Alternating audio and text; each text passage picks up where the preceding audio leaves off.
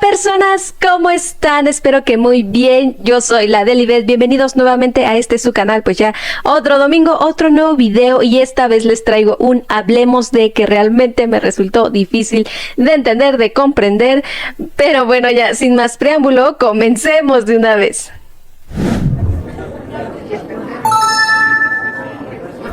Como pudieron ver por el título del video, hoy vamos a hablar sobre la inclusión en el lenguaje.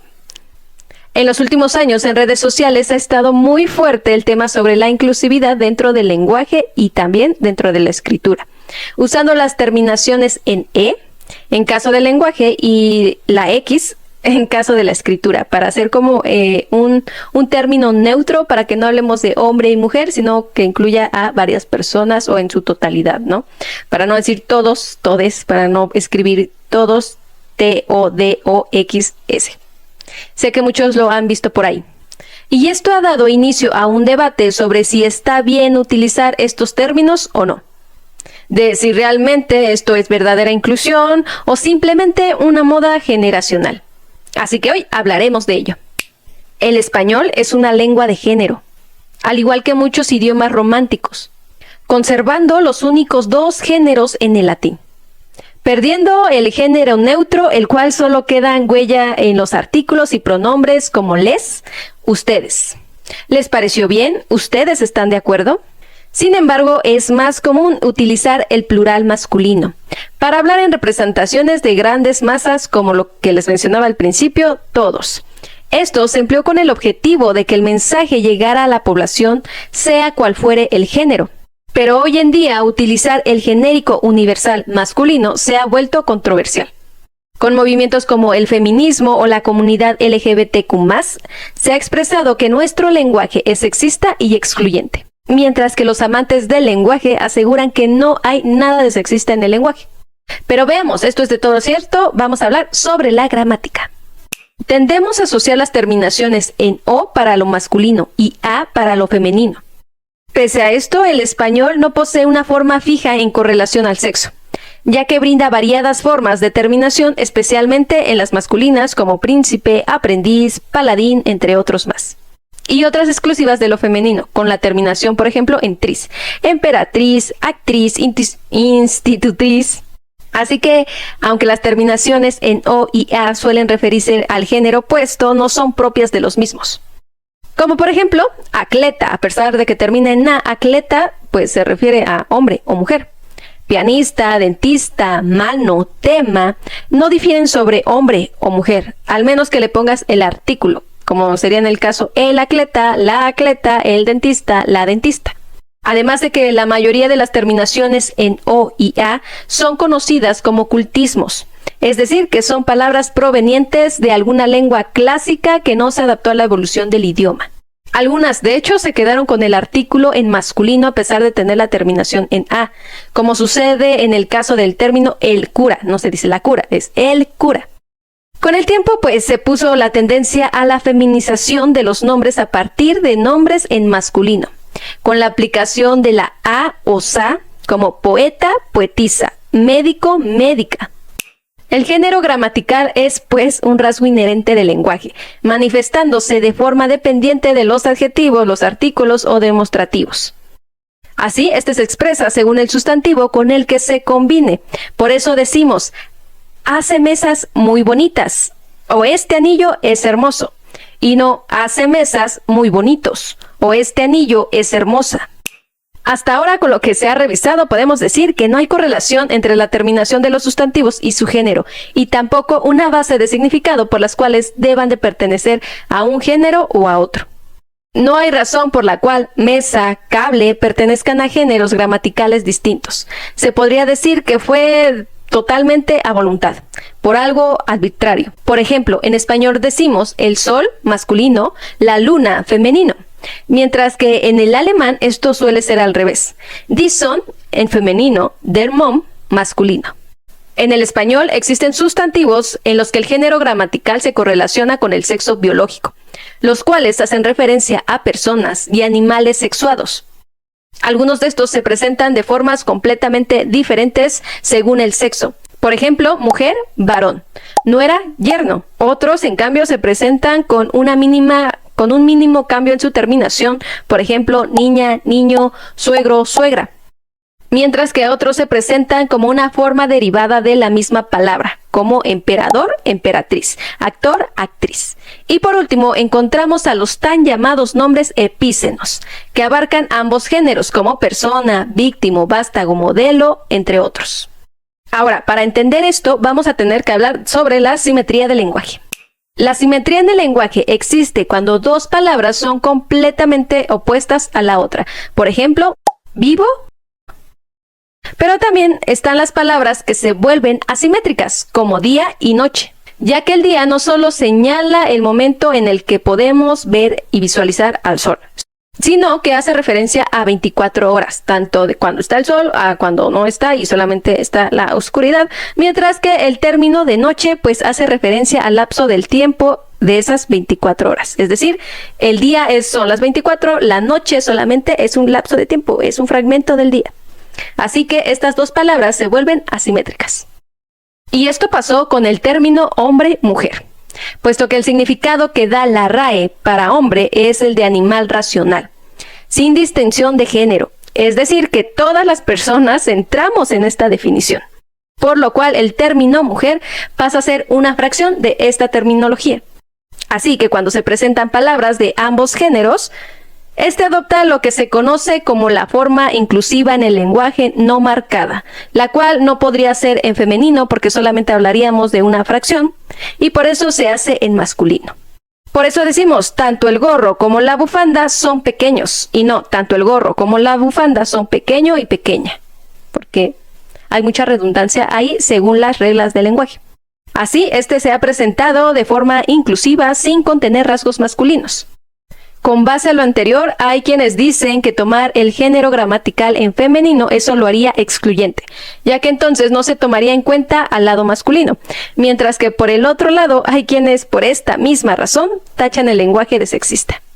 Otro ejemplo de ello lo encontramos en el término niño, ya que para algunos este es un término neutral, el más extenso e inclusivo, ya que siguiendo las bases de lo anterior, o sea, pasa lo mismo con la palabra hombre, la RAE describe el término niño, que es la persona que se encuentra en niñez, por lo cual pues niños y niñas entran en esta terminología porque pues son personas que se encuentran en la etapa de la niñez, mientras que pues niña sí lleva el término marcado, que es el femenino. Y así con otros términos como profesores, alumnos, empleados, entre otros tantos. Espero que me esté dando a entender. La verdad es que a mí sí me resultó un poco complicado entender, por lo mismo que les digo, yo no soy estudiosa de la gramática del lenguaje en sí, pero sí es algo que me gustó y sí me di algunos topes aquí para entenderlo, porque igual decía como, ¿pero por qué? ¿Pero por qué? Ahora ya no entiendo, pero bueno, vamos después a las conclusiones. Y bueno, por otro lado, y sin perder de vista el punto de la simetría, encontramos que en el español no existe la simetría semántica entre lo masculino y lo femenino. Es decir, que muchos de los nombres que se les da a los hombres no es lo mismo que en femenino. Por ejemplo, a un hombre le podemos decir, ese es un nombre zorro, perro, público y no se presta más, mientras que a una mujer, si le llamamos esa mujer es una mujer zorra, perra o pública, pues ya saben, ¿no? Ya que muchas veces estas terminaciones, estos términos, pues vienen acompañados de connotaciones sexuales. Ahora hablemos de la feminización del lenguaje. Con el pasar del tiempo y la necesidad de visualizar ambos géneros, se estableció la versión en doble género. Así, los términos se les ponía un artículo y entonces ya pasaban a ser femenino o masculino. Por ejemplo, el juez, la jueza, el médico, la médica. Y también ahora ya podemos encontrar una con mayor flexibilidad, como jueza o médica. Y aquí ya entra más la preferencia individual de cada quien, cómo te guste pronunciarlo más, ya sea de la forma en doble género o de la forma flexiva. Aquí lo que me doy cuenta es que al final el idioma tiende a feminizar los nombres en masculino del varón, tanto en carreras como profesiones, cargos, oficios. Así que me pregunto si la historia la hubiésemos escrito nosotras, hubiese sido escrita por mujeres, tendríamos términos como la hembra, el hembro, hembra, hembro, no sé. algo así. ¿Ustedes qué piensan? Con el propósito de fomentar un lenguaje más inclusivo, se ha optado por el tan llamado desdoblamiento del lenguaje, que es eliminar los términos no marcados. Entonces ya no es los profesores, sino los profesores y las profesoras, o los niños y las niñas, en lugar de solo decir profesores o niños. Sin embargo, amantes de la lengua dicen que tomar el desdoblamiento desde este punto puede traer consecuencias al momento de expresar el lenguaje. Por ejemplo, si decimos los niños y las niñas deben recibir las mismas oportunidades, se entiende que son dos grupos distintos y no como un conjunto de integración. ¿Qué es lo que se quería hacer cuando decíamos los niños y los profesores? Que habláramos de ese conjunto. Es como decir el rebaño, la parvada y así. Eso es lo que se quería con este lenguaje, y ahora con el desdoblamiento que se le ha dado al lenguaje, pues ya se expresa como si fueran dos grupos distintos. Lo cual no encuentro nada de malo, pero bueno, eso dicen. Además de que muchas veces puede fingir como una sobrecarga cognitiva innecesaria tanto de quien expresa el mensaje como de quien lo recibe. También se puede observar que el desdoblamiento del lenguaje no siempre funciona. Por ejemplo, en casos como este es nuestro libro, no estaría bien decir este es mi y tu libro, porque sí se escucha un poquito mal. Otro sería Julio y Ana son amigo y amiga, en lugar de decir, pues como lo conocemos todos, Julio y Ana son amigos. Ya que para que la gramática tenga sentido, sea entendible, pues tiene que tener ciertas reglas, y obviamente pues aquí no, ya tantos años con un lenguaje y quererlo modificar de un día para el otro, pues sí se vuelve complicado, confuso para tanto las personas que emiten el mensaje para quien lo recibe. Para que el lenguaje se vuelva inclusivo y desde una forma correcta de decir gramaticalmente, pues existen los nombres epícenos de los que les hablaba anteriormente, tales como personas, infantes, alumnado, profesorado. Así ya no estamos haciendo uso de ningún género. Y hago otra pausa ya con mis observaciones, que es para expresarle lo que yo he notado al expresarme con estos recursos del lenguaje inclusivo. Y sí, ha sido desgastante lo que les mencionaba. A veces hasta se me pasan ciertos términos porque estoy muy acostumbrada a hablar pues con lo masculino. Y hasta he llegado a pensar que puede ser confuso a la hora de expresarlo.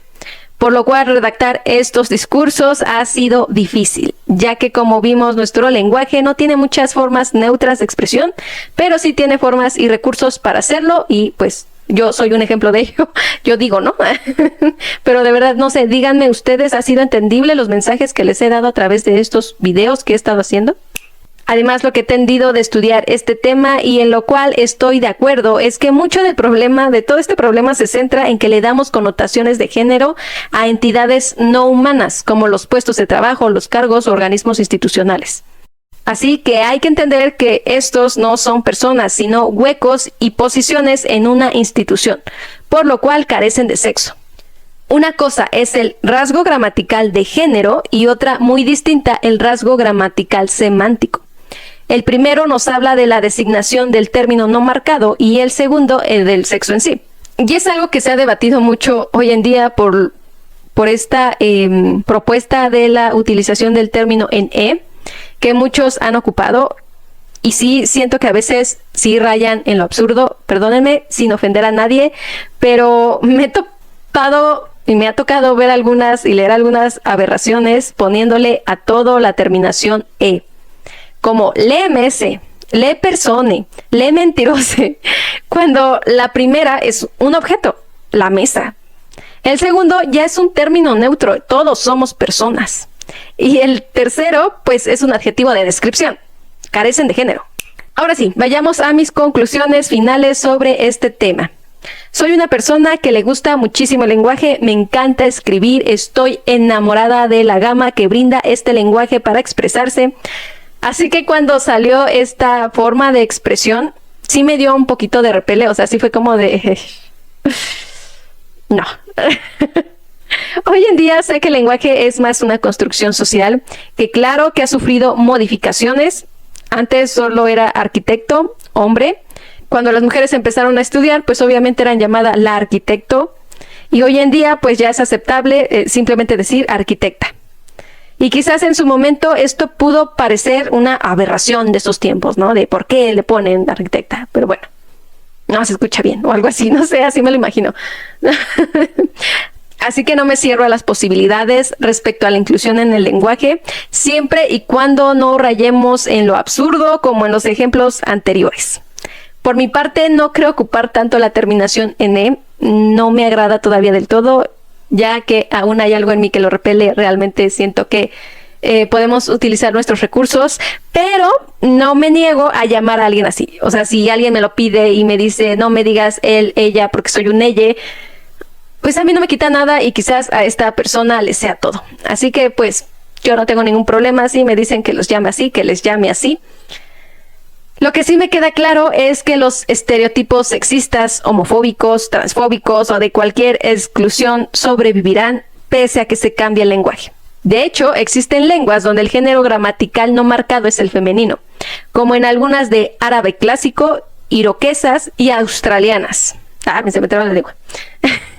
Y aún así, la posición de la mujer no es más favorable a las de otras culturas donde el lenguaje de género gramatical no marcado es el masculino. Es más, hay lenguas que carecen de género gramatical en los nombres, como el inglés, el persa, el finlandés, el chino, el japonés, coreano, entre tantas otras, y el caso es el mismo. Y es que la lengua es solamente el medio por el cual nos expresamos, así que como tal, el lenguaje no tiene la culpa. Es más el significado que le damos a nuestras palabras. Dicen por ahí que la pobreza no se va a erradicar quitando la palabra pobreza del diccionario. Pero no creo que vaya del todo por ahí. Va más allá de cambiar el lenguaje o modificar con modismos, sino entenderlo en sí. Saber por qué hablamos como hablamos, por qué escribimos como escribimos, por qué nos comunicamos como nos comunicamos. Y de esta raíz, desde el entendimiento de por qué estoy haciendo esto, comenzar a podar y empezar a sembrar. Yo de verdad no entendía mucho del lenguaje hasta apenas que hice este video y fue muy descubridor, no sé cómo decirlo. Realmente abrí los ojos y entendí muchísimo del lenguaje. Ahora sé y veo como una gama muy amplia en mi español y siento que ahora todo empieza a tener sentido. Así que siéntanse libres de optar por el recurso lingüístico que más les favorezca su discurso. Si adoptan el lenguaje gramatical no marcado en masculino, está bien. No están perpetuando el silenciamiento de la mujer. Simplemente están optando por una forma legítima del lenguaje. O contrario, si decides escribir tu nueva lengua, está bien. La RAE, que es quien rige nuestra lengua, fue fundada hace más de 300 años, donde no existía una visión en derechos humanos y ni siquiera las mujeres tuvieron participación en su creación. Así que si estás dispuesta, dispuesto, dispueste, X, tú propon. Recuerda que el lenguaje está sujeto a nuestras necesidades comunicativas, a adaptarse a nuestras exigencias y está dispuesto a evolucionar con nosotros.